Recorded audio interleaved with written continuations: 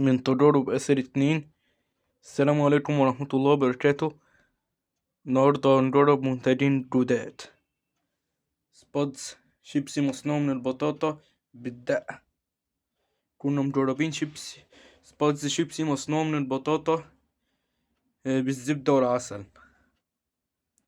النهاردة هنجرب بقى سبادز شيبسي مصنوع من البطاطا بالدقة.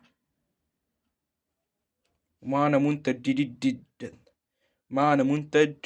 جديد جدا اسمه فريستا سكوير، فريستا مربع.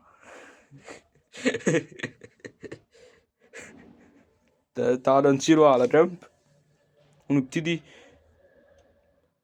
بالسبادز شيبسي مصنوع من البطاطا بالدقة.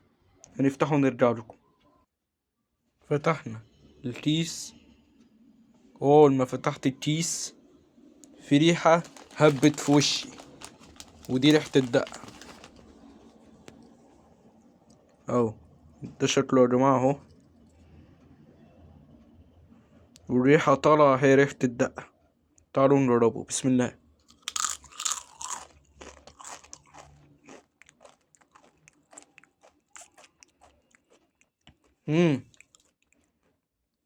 ده جامد جدا. عارفين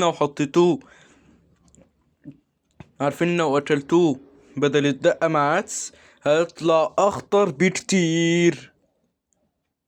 قصدي مع الكشري، لو اكلتوه مع الكشري بدل الدقة هيبقى اخطر بكتير مع العدس اللي بيبقى مع الكشري.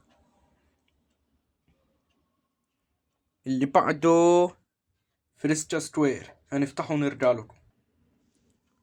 فتحنا الكيس وده شكله من جواه. طبعا هي ويفر كبير مربع محشي من جواه كريمة بندق وقطع بندق. دلوقتي هنجربه. دي قطع البندق اهي. تعالوا نجربه. بسم الله.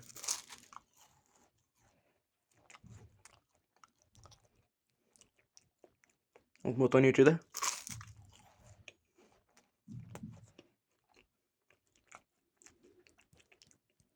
ده خطير جدا جدا جدا جدا. لا لا لا, لا لازم لا لازم يشترى لا لازم يتشرى هو والشيبسي ده. الاتنين دول لازم يتشروا والله العظيم. حلوين جدا والله، حلوين جدا. ما تنسوش تعملوا لايك واشتراك وتفعلوا زرار الجرس عشان يوصلوا كل جديد. والسلام عليكم ورحمة الله وبركاته. هنا الشوكولاتة باينة والويفر مقرمش وكله على بعضه بيدي طعم حلو جدا. باي.